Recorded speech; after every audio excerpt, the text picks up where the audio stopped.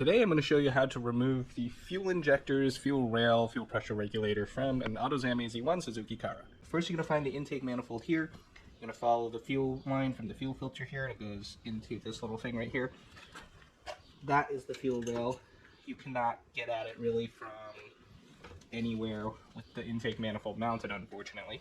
So what I'm going to do is I'm going to remove this hose, and I'm going to remove the throttle body side. I had some oil residue in here.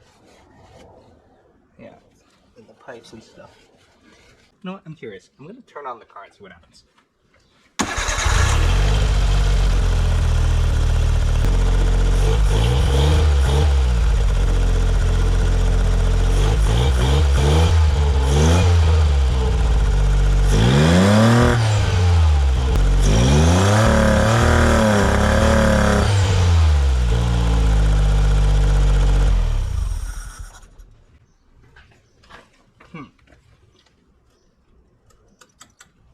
Okay. Anyways, taking a quick look at this intake manifold that I have. 1, 2, 3, 4, 5, 6, 7, 8, 9. There are 9 bolts. 1, 2, 3, 4, 5, 6, 7, 8. What is that? Is that missing a stud? Alright, so there we go. I am curious if coolant's going to spill out of here, because this is where the thermostat is in the Cappuccino's engine. The AZ-1 and the Alto has it in a different spot, and this is actually closed off and it goes off into a spout to somewhere else. And the thermostat and stuff is on this side.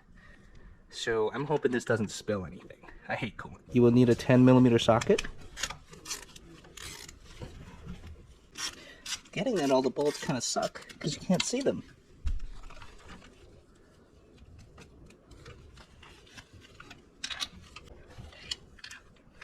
Great, I can't use this. I switched to a short 1/4" socket with the extension. I think this will work. Yeah, that's the key. There's one under each runner. The hardest one I think will be the one behind the fuel pressure regulator. I'm not exactly sure how I'm going to do that right now. Instead of just pawing around in the dark, I'm going to use my tools.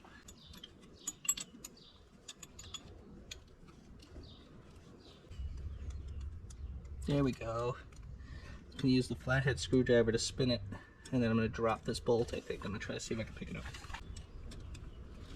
No, I'm going to drop it. I can't get it.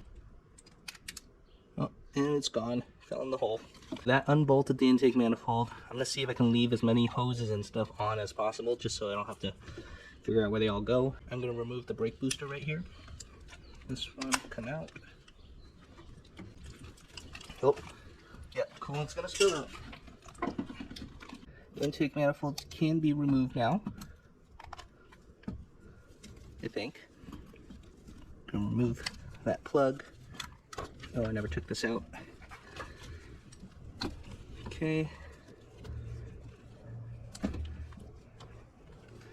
Those things I kind of know where they go, so I'm going to remove those. I'm going to take these hoses off just because that's what's holding on to it, really. The inner one goes to the top of this. The outer one goes to the bottom of this. And then that goes to the T and stuff. That goes to the nowhere. And then this one, the inner one, goes to the outer spot, and the outer one goes to the inner spot. I'm going to remove the bolt holding on to my throttle cable here.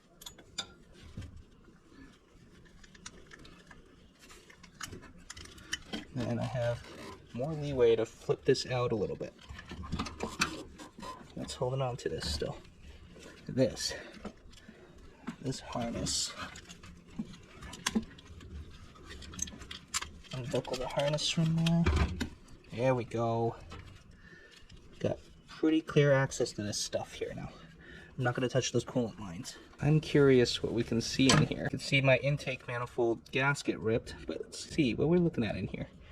You can see my valves. These are the intake valves. There's some oil on them.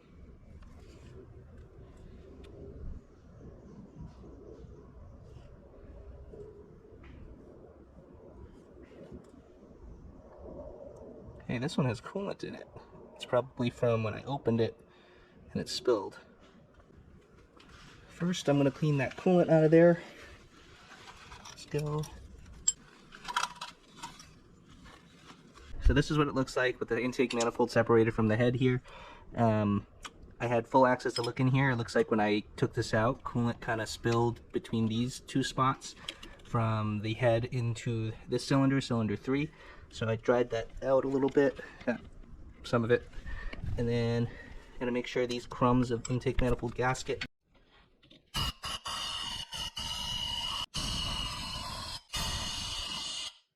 All right, I think I got all the coolant out of that one.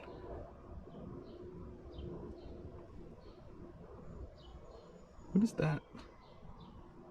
Oh, okay, it's a casting seam.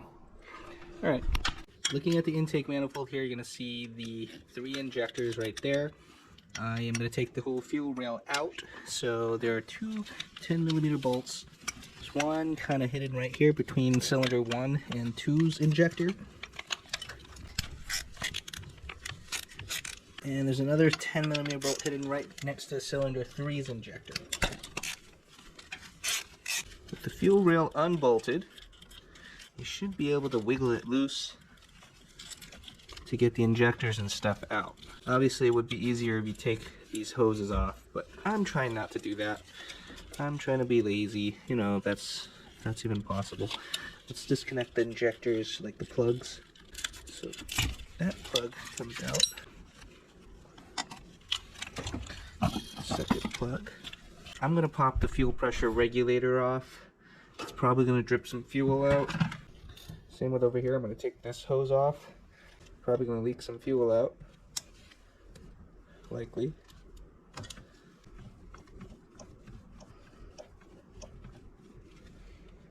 You know what? I should probably clamp that off. That would be the wise decision.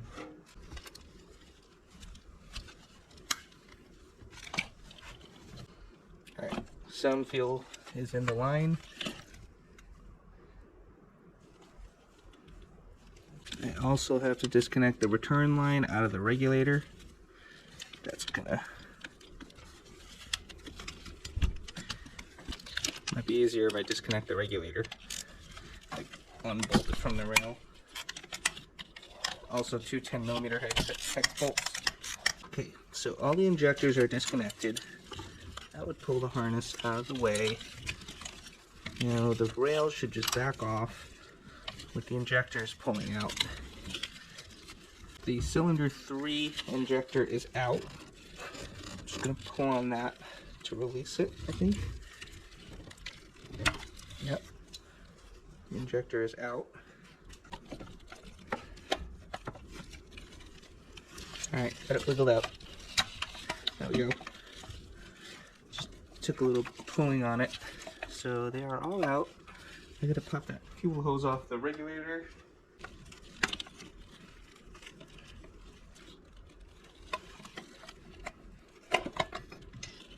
And there we go. This is the fuel rail. It is out. So how do I know if this is bad?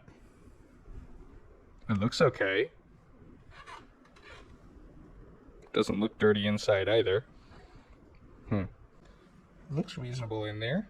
Oop, there's more fuel in there to drip. This makes a weird metallic noise when I shake it. Is it supposed to do that? Here are my injectors. I don't know what I'm looking at, but they look okay. They have like a little mesh thing in their nozzle hole. And it looks pretty clean. They look to be in good shape. These are original Densos. I don't know how. The part number is 19550023330. So here they are. Now I'm wondering, I'm shaking this other fuel rail. It doesn't make any noise. Huh. I should probably just send all this off for cleaning or something. I'm gonna use my handy dandy gasket scraping tool. Get this stuff off of the intake manifold. Make sure none of it falls into the engine.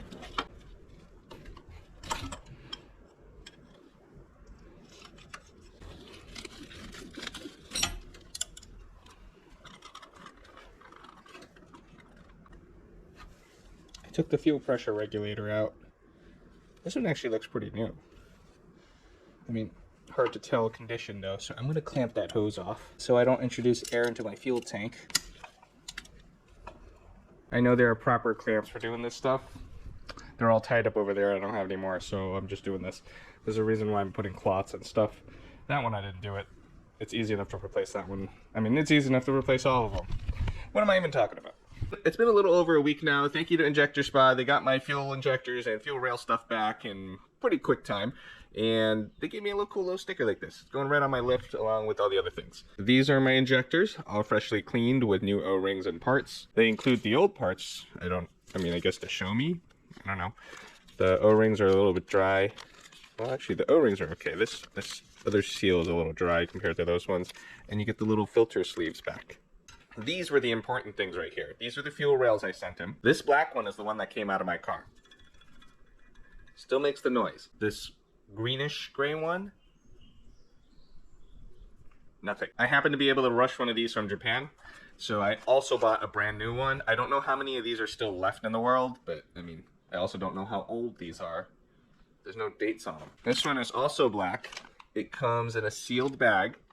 I think, logically speaking, I should probably run this one instead of that cleaned one, but I don't know. I was also looking these parts over to see what the difference is, because you see that nub sticking out of the damper?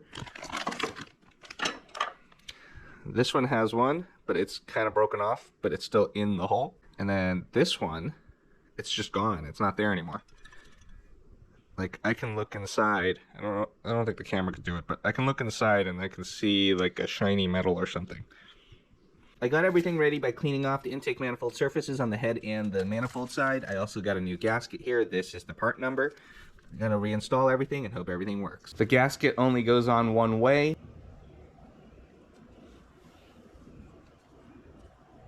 I got this new pressure regulator, and obviously it's a straight pipe and not. I mean, this was recommended to me because it's for a cappuccino, and the cappuccino one is much different than this.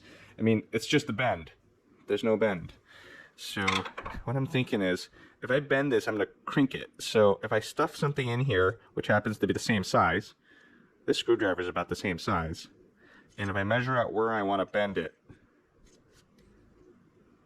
theoretically, I could hold it and bend it a little bit. You can see how I already started bending it a little. See? Does that seem legit? I mean, it's not going to be the same bend, of course, but I can try.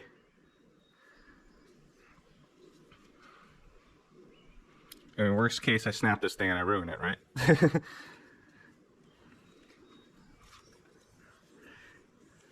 I can't hold, oh man. My delicate hands, I need a glove. I should probably clamp this on the vise or something.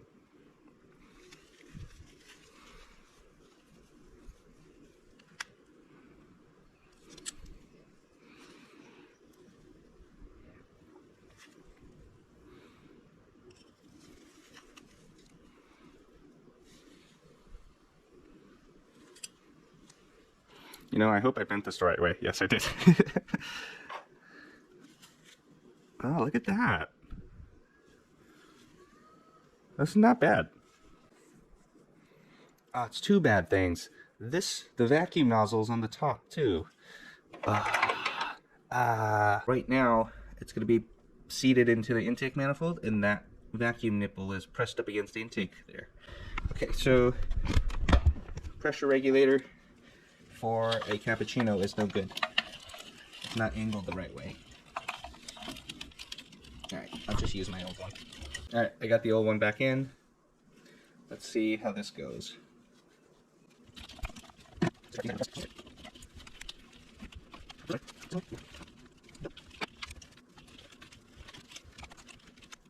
the screws back to hold the fuel rail back in. Gotta slip this hose back onto fuel pressure regulator that I probably should have done beforehand. Oh man, okay. Learning the order of operations here. Let me take the regulator off again. With the pressure regulator off, I can shove the stem back into that hose. There we go. And then I can put the regulator back into this thing. rail. There we go. All right. That's the way to do it. Let's lift the intake manifold back in. Get all the connectors and stuff out of the way.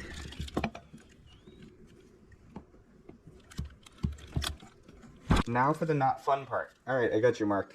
Now to put these nuts back into the intake manifold. I got all the nuts back in except for one right now. It's the one between cylinder 2 and 3 through the runners right there.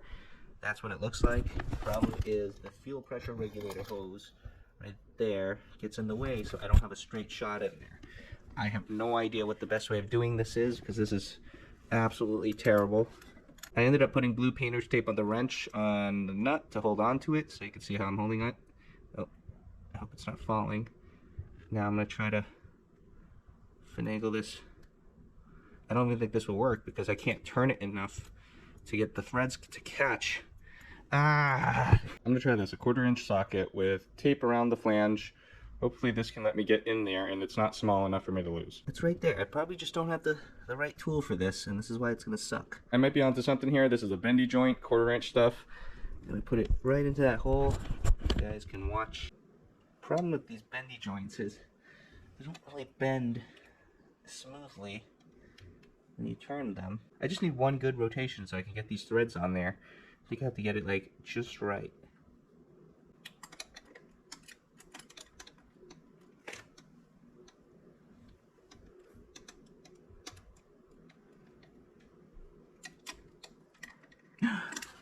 I did it!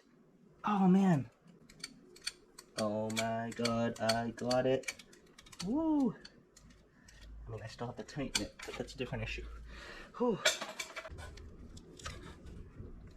2,000 years later.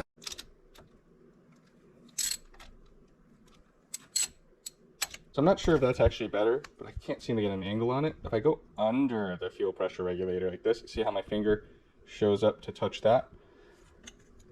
This is a much better shot than here, I think, but it seems like the angle's still a little too steep. However, I did get a good twist on that. I think that is fine. Now I'm going to tighten the rest of these and try to get them going. The throttle body hose is back on. The sensors are all plugged in. This is deleted. That doesn't matter. That's also deleted. That's why I didn't plug this in. I got my boost gauge, boost controller, got the brake booster, put the accelerator cable back, put these little hoses back. I put a new silicone one. It's going to go bad again, so that's for a future problem. At least it's new for now.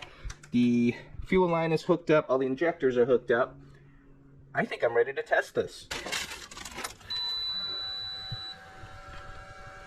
Priming the system. I have the Suzuki Sport ECU in there. I see my stock one in the keisport, so let's prime the system a few times.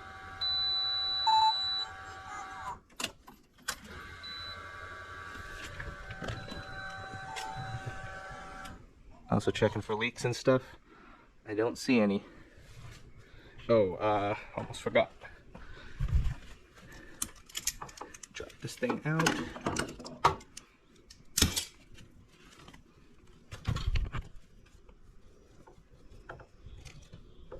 So I do have to probably work the coolant through because I did have that open and I lost some.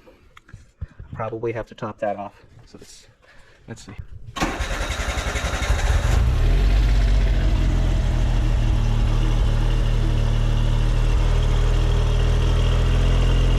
Oh, good news. The car works.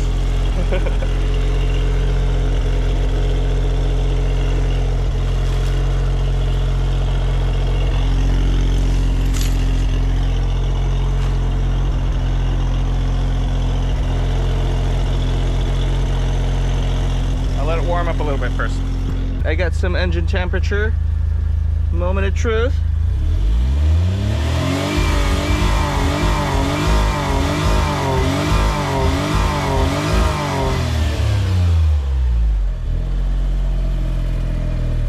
Well, that sucks. So I probably made a boo-boo here. I didn't put that new fuel rail in. I don't know if it was that now because I put another old fuel rail in.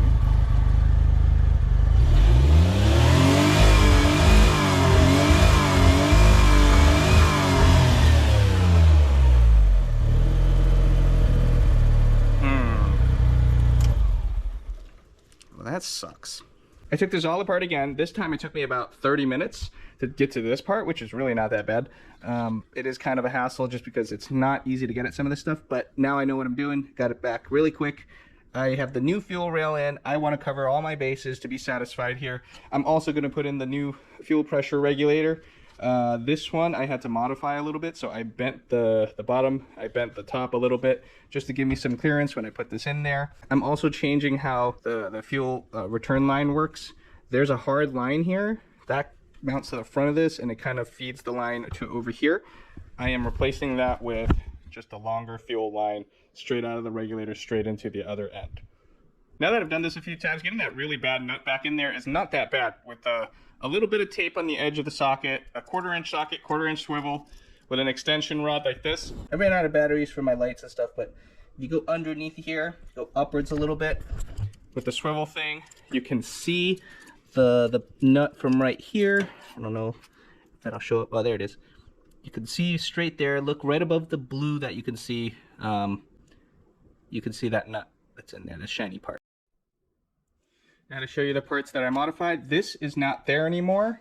This is no longer bolted on to the bottom of the intake manifold here. That's being replaced by this. I'm going to disconnect that right there. This actually makes this a bunch cleaner here. A lot of this stuff got taken out.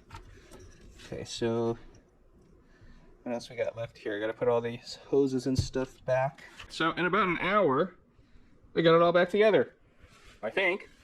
Accelerator cable, all the wiring plugs are plugged in, the fuel line is hooked up, the injectors are plugged in, the fuel return line is there, the wiring harness is there. This is the ABV valve, it's disconnected on purpose. Vacuum lines are all in, accelerator cables in, these hoses and stuff are all back. All right, well, let's give it a go. All right, I primed the system. Has a new pressure regulator. It's a new fuel rail, so a new fuel dampener thing. There's no leaks. Nothing's coming out. Let's try it, right? Let's go.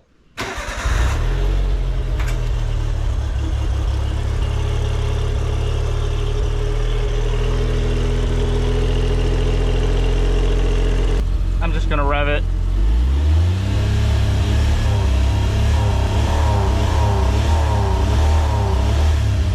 Interesting. It only gets to 4 now.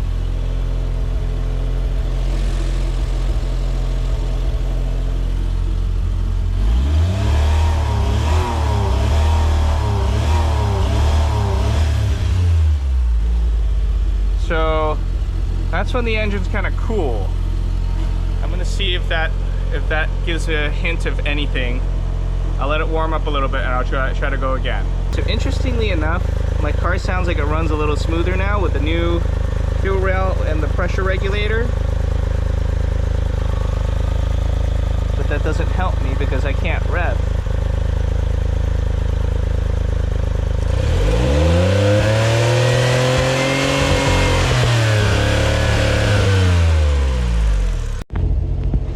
Alright, I got some gas in it. Someone pointed out I had no gas, but let's see. Same thing. I'm holding at 4,000, the pedal down. I'm holding the throttle down. So that's when the engine is cold. I just started it. I'm gonna let it warm up a little bit. Alright, car is at low idle now. It's warmed up a bit. Let me see.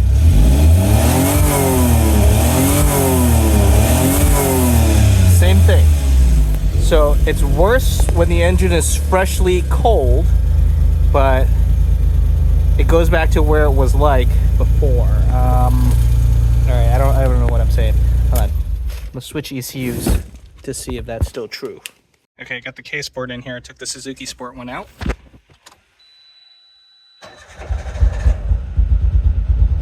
That's just the keisport idling.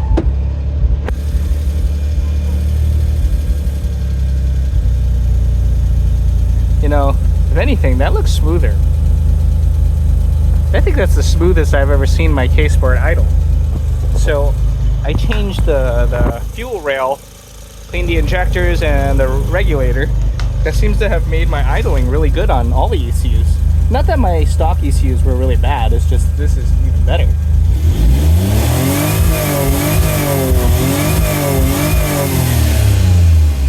So it doesn't rev as high as it used to. Oh yeah, returning to idle is definitely still not the strong suit of the keisport, but that's still pretty good actually, relative to what it was. So that was about, what? Just about 6,100. It used to be 7,300. All right, I'm gonna turn this off. Now we know I'm probably screwed. Today is Sunday, June 16th. Lime Rock Day is June 22nd, and my car is not working. So that means I'm not going to abandon the day. It seems kind of wasteful to spend, I think it was $185 to go to this event. So I will bring my tragic automatic cappuccino. I'm feeling lazy now after doing all this stuff. I mean, I've kind of become an expert on doing a few things in this engine bay now. Kind of figure out how everything works, what you're supposed to do with it. Is that a good thing? Yeah, I work on my car, so I need to know. I've never done some of these things, so this is my first time doing some of this stuff, and it's fun.